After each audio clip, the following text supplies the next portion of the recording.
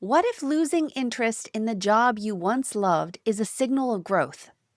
What if that shift in your energy means you've expanded and your work is ready to expand with you?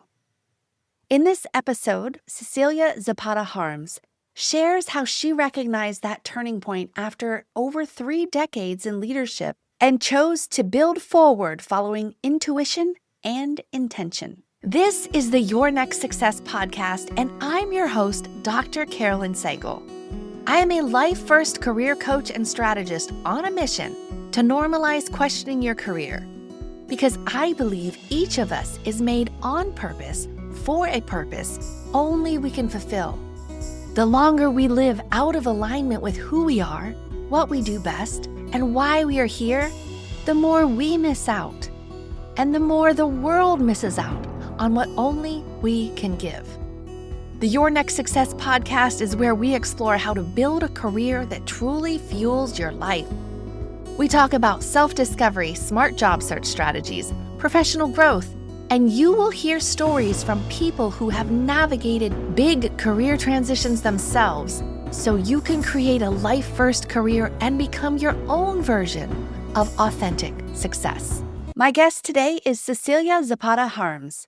Cecilia has served multiple decades in leadership roles across life science and healthcare, operating inside complex institutions where innovation, research, and strategic partnerships shape real outcomes. She understands how organizations grow and how meaningful progress gets built. As her leadership evolved, her interest also evolved. She recognized that her energy was moving towards something new. Today, Cecilia is the founder and executive director of Women, Life, and Science and has created a supportive community in the Greenville, South Carolina area and beyond. She also accelerates the startup ecosystem through Palmetto Innovasphere, where life science innovators receive structure, strategic guidance, and connection. Cecilia builds environments where expansion happens for people, ideas, and impact. There is a point in the careers of many high achievers when growth creates a shift. Your competence remains, your credibility remains, and yet your energy is pulling you towards somewhere new. When you listen, that shift carries and creates clarity. Cecilia Zapata-Harms reached that moment after decades of high-level leadership. Instead of persevering with more momentum in the same direction, she chose alignment. Her experience became the foundation, and she built something that reflected who she was becoming. In this conversation, we explore the leadership evolution, the power of shared success, and the distinction between external validation and internal direction. We talk about building ecosystems instead of chasing titles and creating communities where momentum expands collectively. If your growth is creating movement in your own career, this episode will delight you. Cecilia, welcome to Your Next Success. I am so excited to be talking with you again. Yay! I am too. I have been looking forward to this. I am so honored to be here. Thank you so much. I remember our first conversations, and this has been so many things have happened since. Yes. Look at you. Yay, you. Look at you. I mean, I'm just like, I just keep putting my head down, trying to do the right thing. As long as it's joyful. Awesome. It is joyful. Okay, it is joyful. I think it's also getting into a point of, wait. What did I really want to do?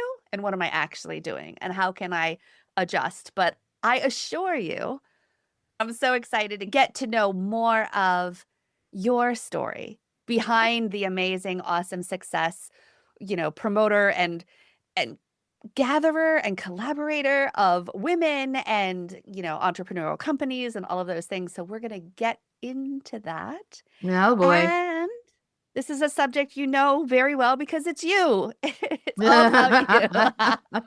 So tell us, where were you born? What was life like for the very youngest Cecilia? Okay, so interesting story there, which most people that I know have heard me talk about it before. So I'm an only child. I was born in a Navy hospital in San Juan, Puerto Rico. So Navy brat. We didn't live there for very long because my dad was stationed there, and then uh, my mom's family lived in the Philippines. So being in the Navy, my dad was, shipped all over Yeah. the place. And as a young mom with no family where we were, they decided that she was better off, coming home to her family to just have that support system. So we lived in the Philippines pretty early, my early years, like, until I was like maybe two. Which Um, part of the Philippines? Manila. Oh, nice. Yeah. Yeah. But being a Navy brat, my dad was stationed in Japan for a few years.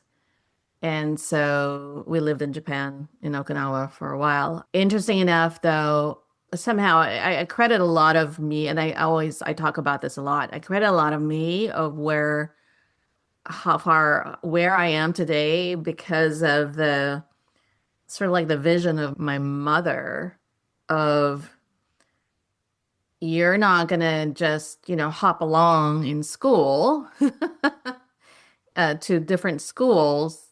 You're actually gonna go somewhere where it's a disciplined structure.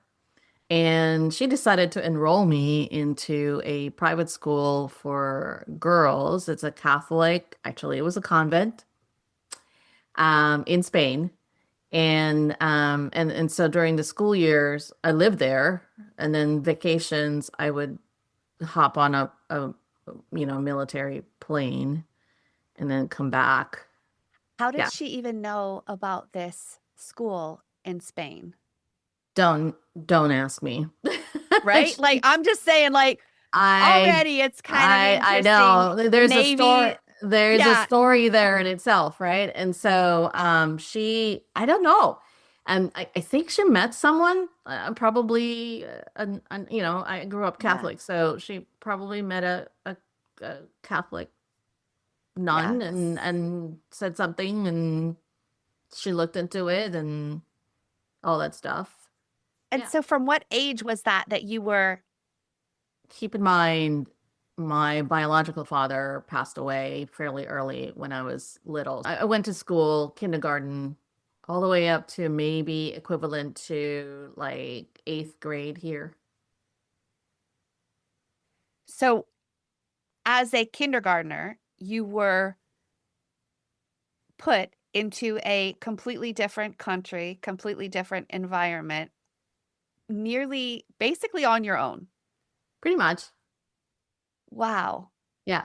So if I start to really think back of how I behave as a person, this is where I think one of the reasons why uh, when I embrace people in my life, they become family Mm, because that's been yeah, the thing yeah. growing up. Oh my gosh. Okay. Do you remember before you went there? Like, what did you love to do? What kind Oh, of things were fun or fascinating, or how you enjoyed your time?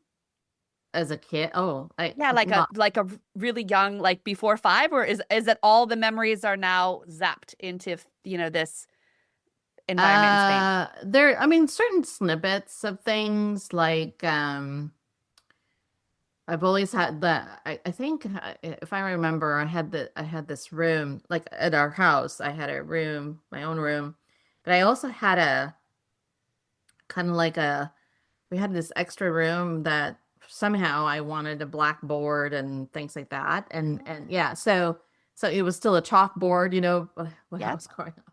And yeah. then and there were books everywhere. So that I remember. I've always loved books, whatever that is. And then as a kindergartner, I remember like cutting magazines and making my own little paper dolls. And then I would take a shoebox and I turn that into sort of like a stage. Oh, nice. And then I would like write plays. Oh, wow. Yeah. That's so cool. I wish my That's mom would have saved some of that, but I mean, it's just right now, I'm even seeing this box. It's pink on the outside, and I had like scenery that I cut from a magazine, and I pasted it on the back, and that's so I'd make cool. it's just Yeah. stuff Yeah, like a really really neat little scenes. And then but this is kind of a very fascinating I think element because this being in the midst of a community of women has been nearly from your infancy. Obviously, that your mom was a very strong woman to want to do what she thought was going to be the best for you and for your development and growing up, even though I can't even imagine how that was for her to have to give her precious daughter over to well, somebody yeah, and you else would and a think, group of well, and women. Yeah. and she traveled there with me, obviously. I mean, Yeah. she was in Spain with me. It wasn't like I left my home of homes and off she goes. So you still went home to your mom, but yet you went to school in the daytime to this. Yeah, yeah, Aha. Okay, yeah, that's good. Okay, because I'm yeah, like, wow, yeah, that's yeah, it's yeah. No, still, no, but still, it wasn't severe. okay, Where it's like ship you off. but still, she's immersed herself in yet another culture, Yeah, language, yeah. environment. She Um, spoke Spanish. She's part Spanish anyway. So it wasn't, I mean, culturally, like my grandfather on my mother's side is 100% Spanish. gotcha, gotcha. And my grandmother, her mom was Chinese, Japanese, and Filipino. Interesting, Yeah, yeah. interesting. So, And and so your dad passed away when you were really little? Like how old were you? Do you oh, remember him?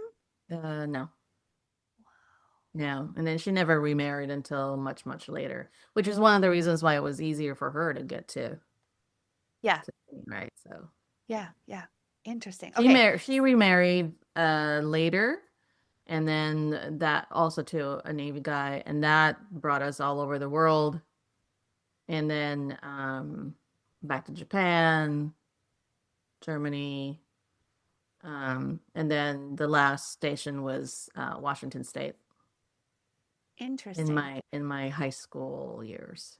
So in your high school year, so kindergarten to roughly eighth grade, you're in this Yeah, convent for I school skipped I in skipped Spain.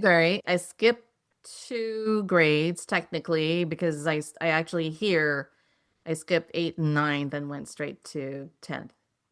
Interesting.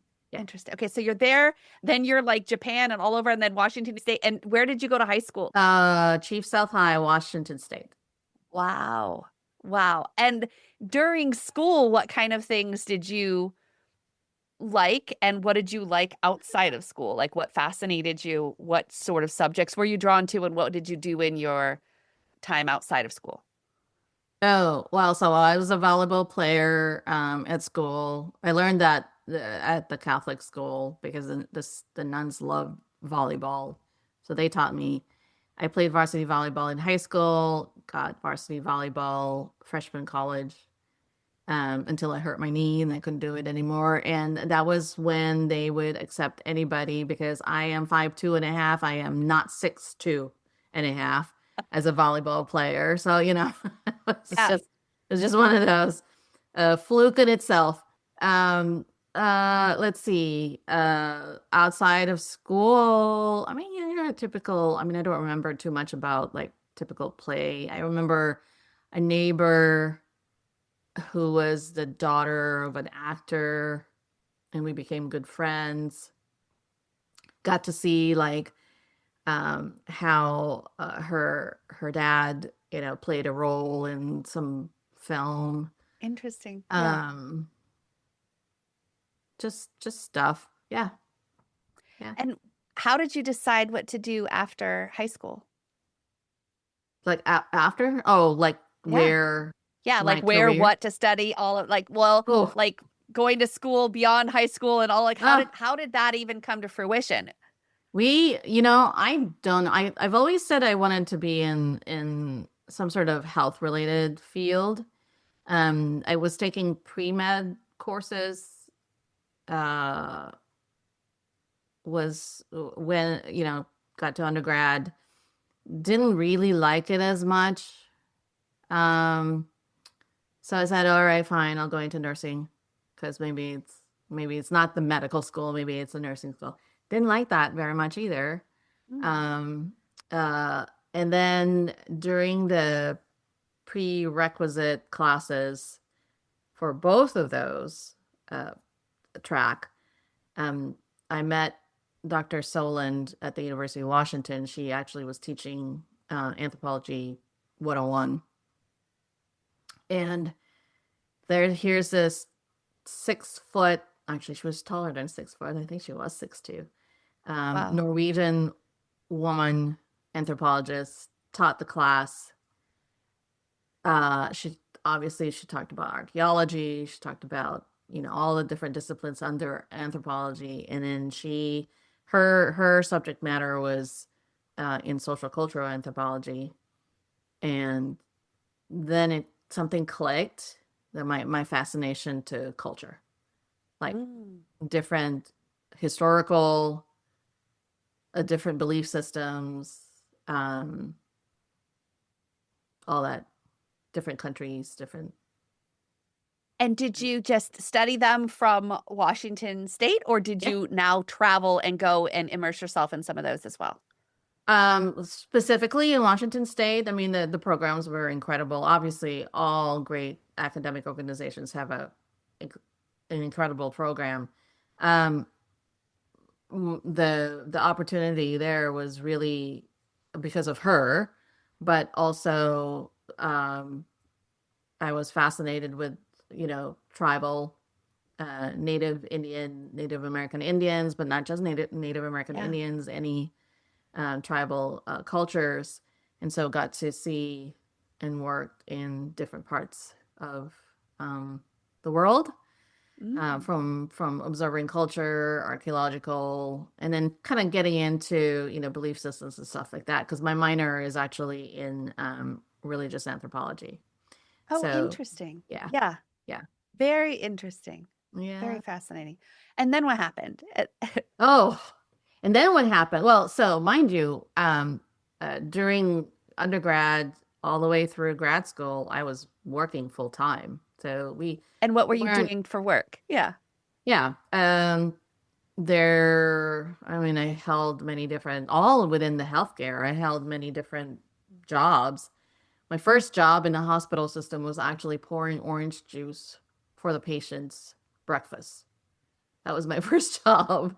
Worked in That's the awesome. kitchen and in the afternoon and poured orange juice, getting it ready for the next day. Wow. Yeah. That's cool. But so you're drawn to healthcare. So we have, you're immersed in communities of women. Now there's a woman who's an amazing mentor and kind of guide and opens you up to all sorts of extra Things. knowledge and Yes. backgrounds and things to kind of learn about and cultures and people. And then you're, immersed in various places of healthcare as you're going to school. And then in grad school, did you stay at the same place for undergrad and grad school, or Yeah. how did you? Okay, University of Washington. awesome. Yeah. And now then when you graduate, what did you do?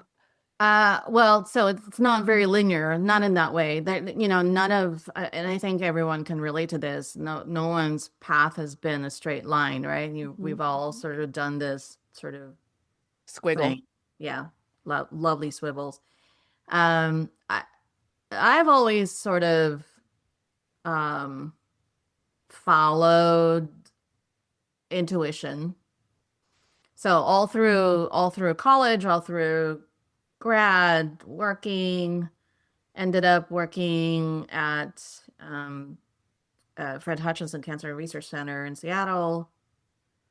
After working in a hospital system, so how that even happened was, again, I follow whatever is put Yeah, in front of me because there's something there, and stayed there for a long time. And not actually that organization molded me in the way that I am today. that's in what ways would you say?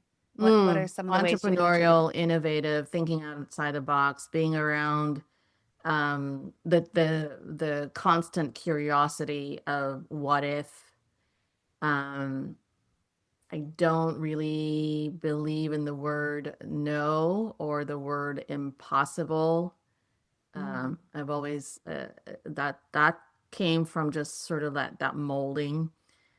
Because even before, I've always like, well, what do you mean I can't do that kind of thing, right? yeah, yeah, Um, I followed the sort of that same model that they have because and worked with some incredible,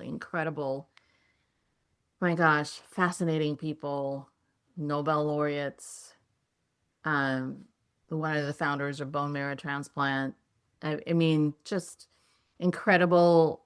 His wife was an incredible woman, you know, tough, smart, um, because again back then it wasn't, it was it's like groveling on concrete trying to kind of make your yeah, way as a career professional.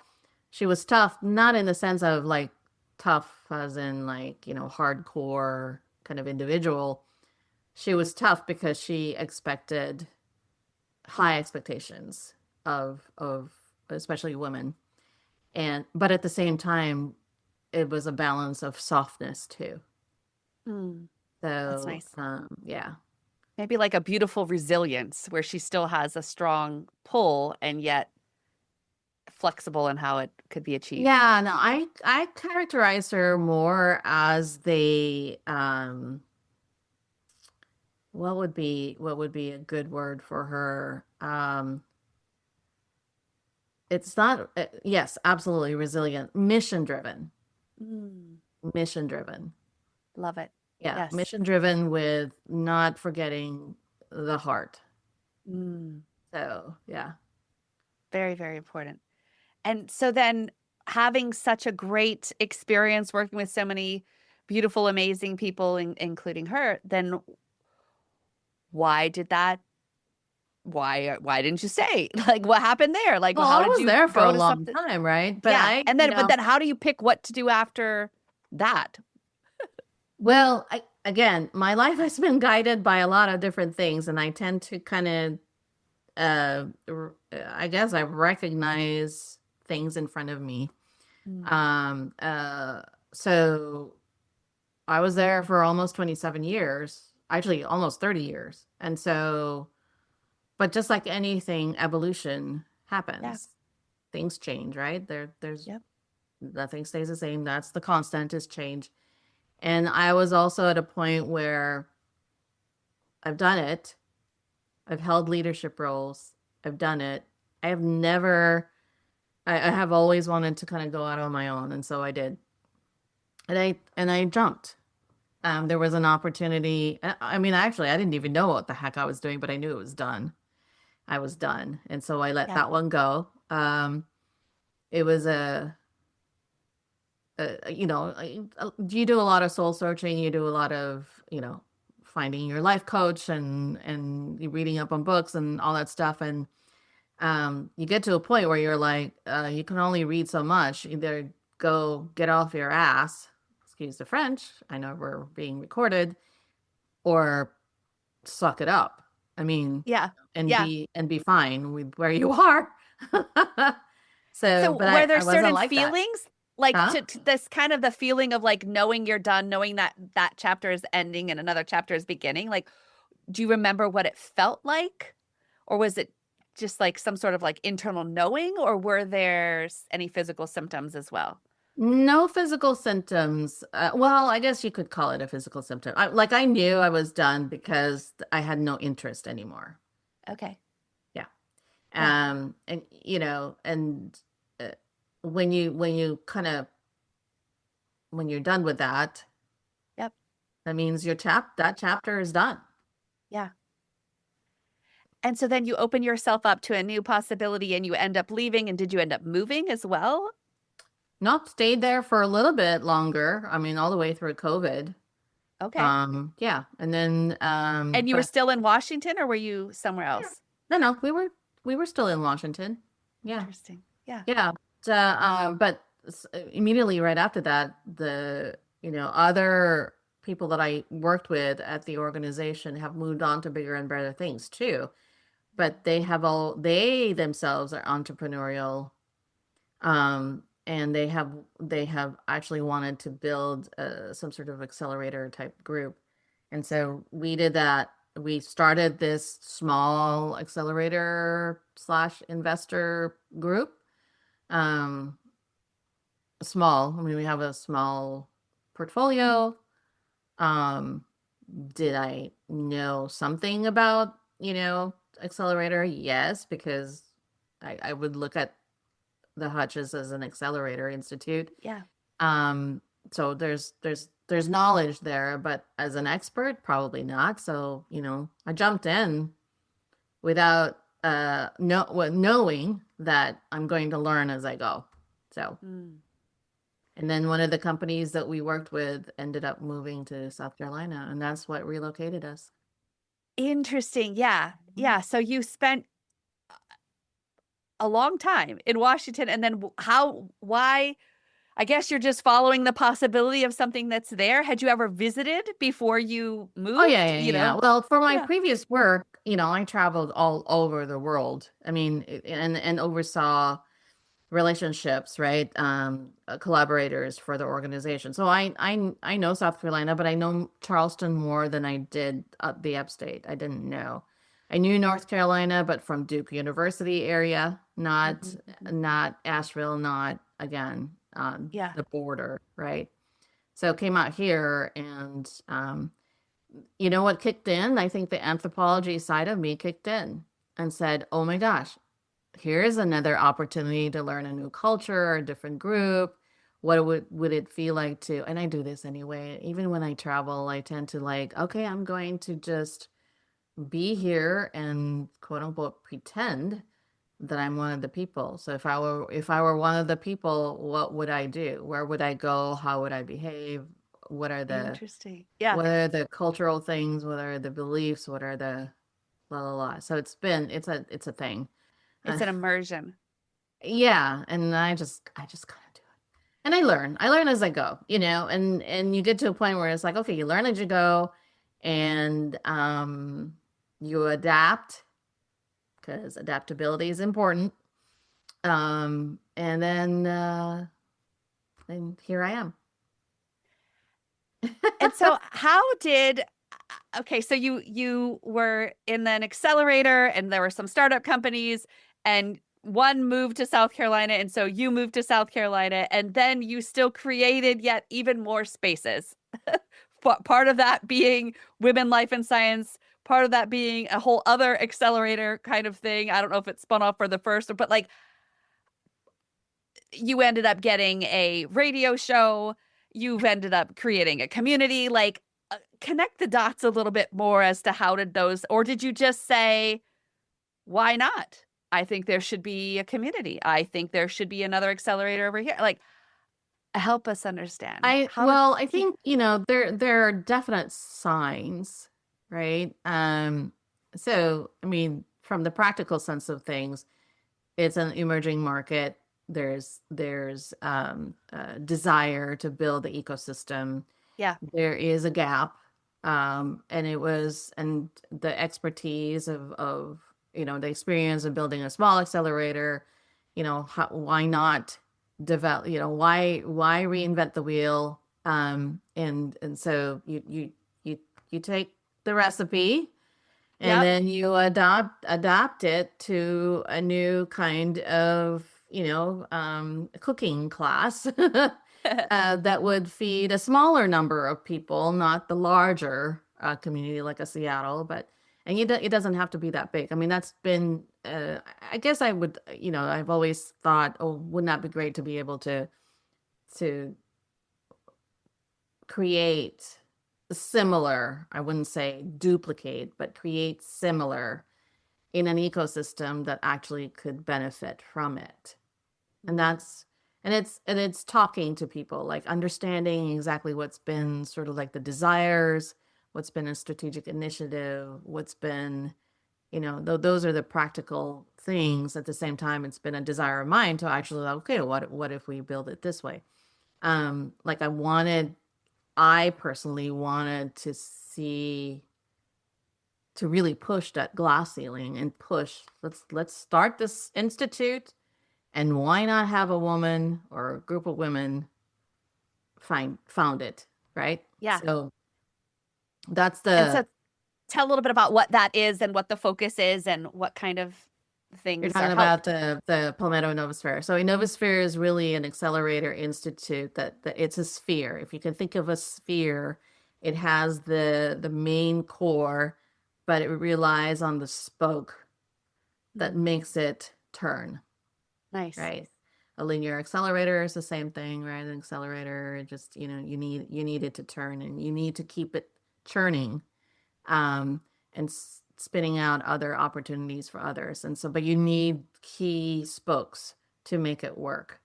And again, that kind of tells you a little bit about who I am and what I am, because I'm always thinking about the sphere, not the sphere as in the business sphere, but the sphere of the whole thing. Yeah. Imagine what your life would be like if your career aligned with who you are, what you do best, and actually fueled the life you want.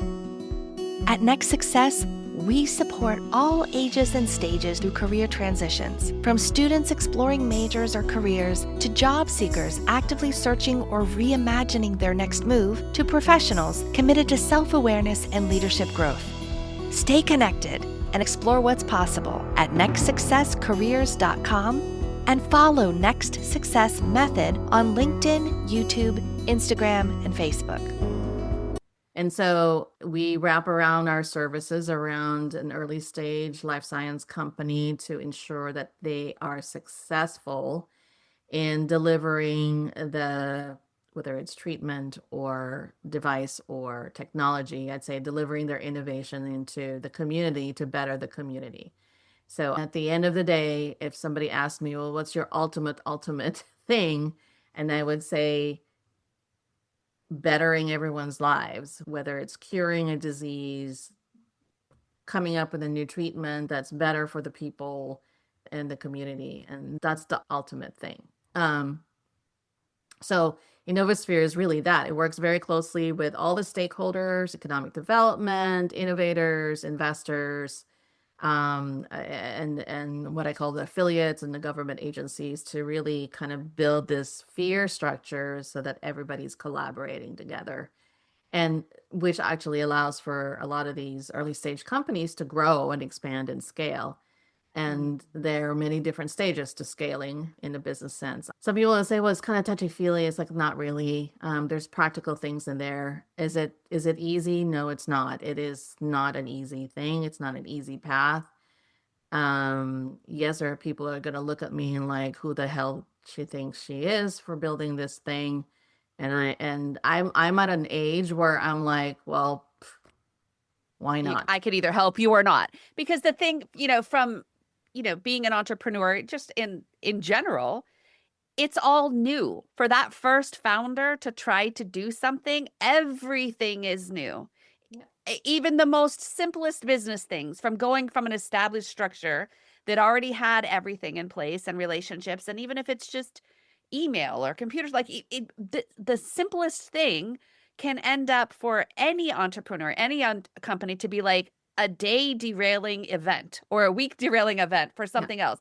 And so for you to have spent so many years understanding the ins and outs of so many companies and initiatives or foundations or however the case may be, and then you have that insider knowledge of how to make connections and things that would normally stop somebody for a day, a week, a month, indefinitely. You're like, but wait, oh, you need that? Okay. And making the connection and helping propel and move people forward greater than they could have done on their own. So why not you? That's Why amazing. why not? Yeah. Yeah. And then, and a lot of the innovators and entrepreneurs, I mean, they're like looking for somebody to help them, but at the same time, not minimize their own expertise either. Right. Right. Right. Right. So, yeah. Yeah. Oh, that's interesting. Such a cool foundation, like a cool model of ways to make things work. Because you hear it, like I'd heard about accelerators for companies, and you could kind of like drive by the building and you're like, okay, but you don't really ultimately understand what What that happened? is, or Yeah, an what that incubate. is. Like you're just Yeah. like, wait, what? Yeah. Okay, Yeah. they might become something bigger, interesting, a lot of stuff like that. Okay, Someone so asked how? me, well, I want to be the first. I want to be like the biggest, like the number one, right? Whatever that is. And I kind of thought about that and I thought about it. And they said, no, you know what? I don't want to be number one because you lose your nimbleness and Right. you lose your thinking outside the box. And everybody's trying to be number one, and you're constantly having to quote unquote fight to Yep. stay in number one. Don't want it. Yeah, there's a I think, beauty in working in a smaller environment where you can have more influence, more agility, all yeah, of those things. yeah. Yes. Number Yeah. two is just fine with me. There you go. I forgot to ask you, back from Yeah. your kind of like, if we could rewind a little bit to your earlier lens of growing up, what did you think success meant then? What did you think it was for someone to be successful back from that very early viewpoint? Oh, good question. Uh, Other than, of course, everybody wants to be rich. I don't think I had like a thing. I think probably the everybody want it really I have always thought of like the whole picture, like Mm. impacting like, positive impact and outcome, positive influence, I guess. Yes. Um, and if you're successful, I'm successful. That's Yeah. always been a thing. So Yeah. it was a group focused, Yeah. zoomed out view of Yeah. success, even from your earliest Yeah. memories. It was Yeah. never an individualistic No. thing. Interesting. No. Yeah. However, I do find that whatever it is that I'm doing, it is individualistic. Uh, Yes. but it's like it's joyful for me to be able to, It's a you know, giving, it's a constant like sharing of your gifts and talents to help other gifts and talents, yeah, not about your, even though, yes, you have an individual focus, but you're not trying to be the number one. You're not trying to be the limelight. You're not trying to step in the thing. You're just trying to never help have been. move Yeah. something forward in the way Yeah. that you can do. Yeah. Yeah. Interesting. Interesting. Yeah. Okay, so how did this whole women life and science thing come about? And what is women life and science? And how has that been put into the world? Yeah. Oh my gosh. So somewhere in there, I have always wanted to build some sort of a women community. And somehow I also recognized, probably innate in me, recognizing that we should come together and build a community. Um, from like how Women Life and Science even started, and I told you this story before. Brushing my teeth, getting ready to go to a meeting, putting on my makeup and stuff like that. And of course, I listened to podcasts and stuff like that. But I at the time, I didn't know like how to even do podcasts. Um, I said to myself, okay, what would that be great to have like, a podcast specifically just for women to tell stories and not the like high celebrity because we have that and it's lovely to listen to those, but more what I call just the community, regular women to talk about their journeys. Yeah. Um, and it's like, oh, that's great. And then I'm driving, I get this call. I didn't answer. I let the phone call go to voicemail after the meeting. I listened to the voicemail, and it was Voice America and the executive producer. I said, well, we're we're starting or piloting some sort of new channel called Empowering Channel. And have you ever thought about being a podcast host? And I'm like, one, where did that come from? Because I have never participated in any podcast prior to that, or even started my own thing. Two, how did they find me? Obviously, LinkedIn, I'm sure, but they looked at backgrounds and stuff like that. But it was like, out of the thousands and thousands of people, why do I get that? Right. Right. After on the same day that I actually thought about creating, or would not be great to have. Yeah. So I called her up and we talked, and it was a 13-week pilot. And, of course, as you know, I told you there's a cost to that. And I'm like, yeah.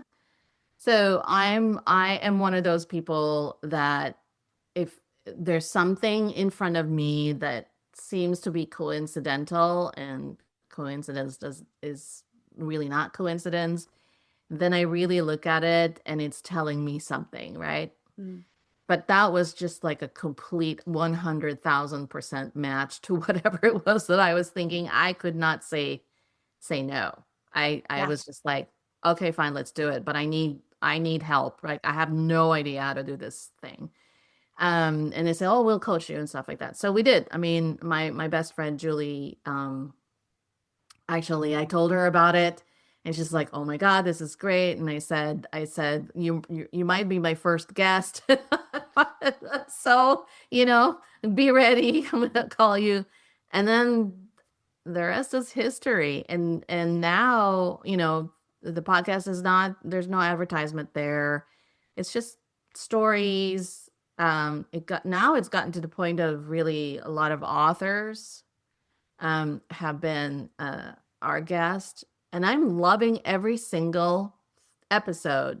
Yes. Sometimes we just sort of just chat. I have met the most incredible people. Obviously, two of them, Judy and Courtney.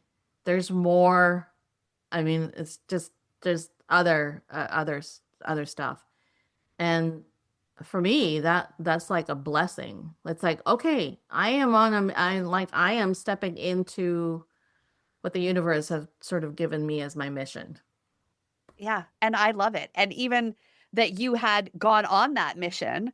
Then, when I was supposed to be a host in the same network, I was like, success leaves clues. And let me try to figure out who's already in the network so I can see if I could learn from them and their experiences. Now, of course, by the time my show was supposed to start, some other things fell apart and I ended up just doing Yeah, my own thing. And yet I'm still so grateful for that experience, even though for a few months there it was quite a mess, but it led me to you.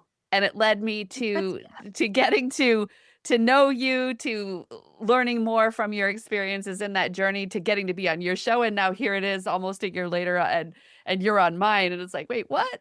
And that beautiful women, life, and science community beyond just the show, but you've had conferences, and I got to be a part of one last year. But tell a little bit about that, these beautiful events, not just, listening from wherever you are, but you've brought women together now for a few years in a row. So tell a little bit about. well, it's 3 years, right? This is our third annual. So the podcast happened first, and it wasn't even really an organization, like a formalized organization at that time. And you've met Lilia, who is a board member of Beautiful. Women, Life, and Science, but she's Yes. also a co-founder of Palmetto Yeah. Innovasphere. So she and I are somewhat joined at the hip.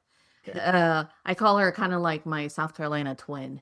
Uh, but again, that's like a true example of how when it's meant to happen, people are kind of brought to you, right?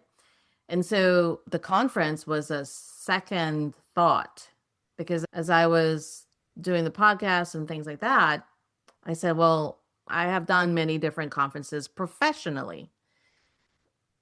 I had a team of event coordinators and stuff like that. Totally, within the cancer research world, know all about it. This one was like, let's just do it. And oh my gosh, let's just do it. Started talking to people, and we just, we did their first one. We had a great turnout. The second one that you attended, that was just a second one. And having Courtney come was meant to happen. And that even at that conference, you saw how the interaction of every participant, men and women, we had a small number of men and they participated, very interactive. And it really just truly turned into more of a retreat because it was very interactive and just the connection was incredible. I mean, you felt it in the room, Yeah. uh, all throughout. I look at it, again, it's just it was a residual from the podcast. It's like, well, let's bring together women and let's just kind of, tell stories. And then at the same time, it was almost like, okay, something is happening here. I don't know what it is, but let's just continue. Um, and it also has become sort of like a think tank Hmm. of women leaders. I have an idea. Wouldn't it be great? Oh, Yeah. we need to talk about women's health. How can we take action?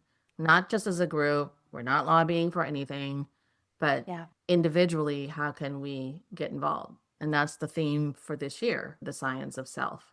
And I think there's more to it than that. So it'll evolve. I'm a prime believer of evolution when it comes to organizations and communities. It will evolve into something else, or grow, or evolve into something bigger, I should say. Um, what that's going to look like, I don't know what it looks like yet. Am And you're I going open to to it. be a part Yeah. of it? Is somebody else is going to take over? Um, I I'm fine with that. Somebody else has an idea that can really take it to the next level. I'm okay because it's not And about so me. again, yeah, yeah, you're you're just your selfless version of success, I would say. And but that's even I've seen that there's many events and other things that you have. So there's still this podcast to tell stories of women. And then there's this conference slash retreat that happens annually. And then I've seen other events that take place throughout the year, and primarily I guess it's the Greenville, South Carolina community, and yet all are welcome to be Yes, able to come and yes, participate. yes. Yeah. Yeah. It's And then I it's have my professional stuff, right? I go to professional conferences because it's part of my work. Those yeah. things are joyful to me. I may not travel as much as I used to because I used to be, my husband will tell you, I was gone almost every other week, Mm. and through the 30, almost 30 years, I was gone all the time. But we're kind of used to it that one of us is traveling and gone all the time because he's military and he was deployed and all that stuff. So that was been our life. And we're kind of coming into this sort of like, oh, you're not traveling as much. Oh, what? We're going to travel together to Boston because you're facilitating a panel discussion at a conference. I mean, Yeah. it's been a kind of Fascinating. a, You're traveling yeah, together. Yeah. yeah, Yeah. yeah, That's- yeah. Okay, so tell us a little bit about this event, and of course, if somebody is a true listener, they'll know that Judy's episode is coming up. Courtney's episode is probably already out by the time we hear your episode. But what is this event on April 30th this year in Greenville, South Carolina? Women, Life, and Science, Science of Self. Tell us a little bit, like, how do people learn about it? How can people, if they're listening in time, decide to come and make the trip and view Oh and my be part gosh. of Well, it? I think they need to listen to some of the podcasts, obviously. But, website is wlscience.com. And our focus this year, like I said, is the science of self. And that's harnessing your own personal resilience and empowering action to make an impact, not just it doesn't have to be a big impact. It could be an impact. If you want it to be big, great. Pick a cause, whatever it is. But if it's an impact to just establish a new relationship with another woman to help them lift them up, what have you, that's great. Is it a business impact? Whatever that may be, it's really just a call to action to take action rather than just sit there and contemplate whether I'm going to do it or not. That's what it is, really. Find that fearlessness within you to move forward with whatever it is that you're thinking about. The day is it's all day. Our keynote speaker is Judith Pearson. She's a well-renowned author of women in history that have made significant impact in health and life science in other people's lives. And she herself is one of those women who have made an impact and have been a leader herself. And she has her own fascinating story. I won't disclose too much because I know she's going to talk about it at your podcast, but she has done a lot. And I love her to death. And how, again, how I met her was through my podcast, right? Yeah. And we became real good friends. Courtney McDermott, she was our keynote speaker last year. The science behind what she talks about and teaches others is she practices herself. She's not just, talking about it just because she's talking about it. She's actually, it's kind of like she's her own first test product. Yeah. So this is, firsthand stories and firsthand experience on the things that she has learned herself in significant pivot and transition to whatever it was that she was doing at the time professionally, and now completely doing it differently, and very passionate about women's just women's self, really. Yeah.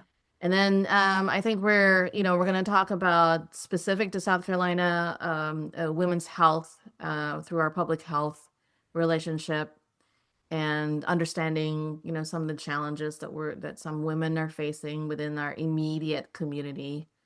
And then you're doing a panel with Lee, I believe. Yeah, Yes, with I'll be Lee Holcomb. part of a panel with a Yeah. lot of other amazing Yeah. ladies And as and well. so there's that conversation. And then in between what the difference from this year from last year, this year in between, Courtney's going to lead everybody into exercise, and then at the end a call to action of like, what's your personal call to action that you're going to take away from Oh, I take love it. away with. I love it so much.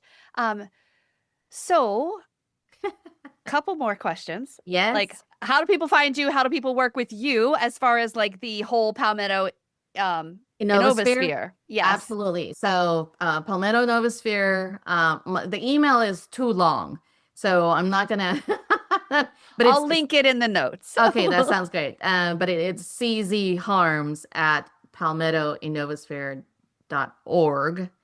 Or you can just go to the website at Innovasphere, not Innosphere, Innovasphere, sc.org.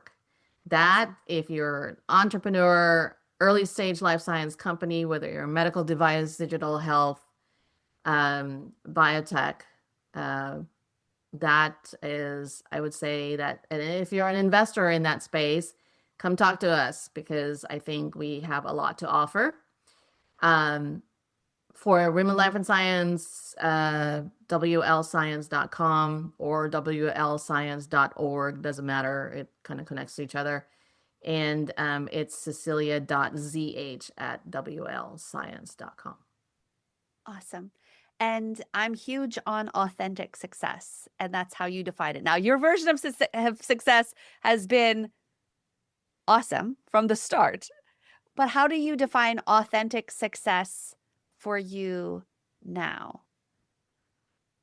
Now, at this particular Yep. From this moment, vantage point on this day, being authentically successful, not necessarily what the world is saying, what other people are saying you should do, but how do you decide what you're doing, if it's a success today, tomorrow, next week, next year? Like, how do you decide that authentic version for yourself? And what does it mean?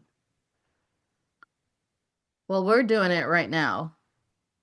right this second. The fact that this is successful in my view, this right here. And part of that is because of the story and how we even got here. Mm. So from the time that we first just, you just called to inquire how Yeah.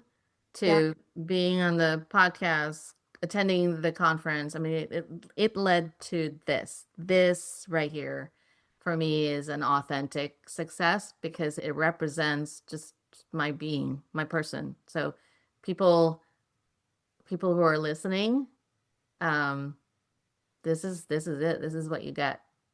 Mm. I I don't love have it. anything else to like, you know.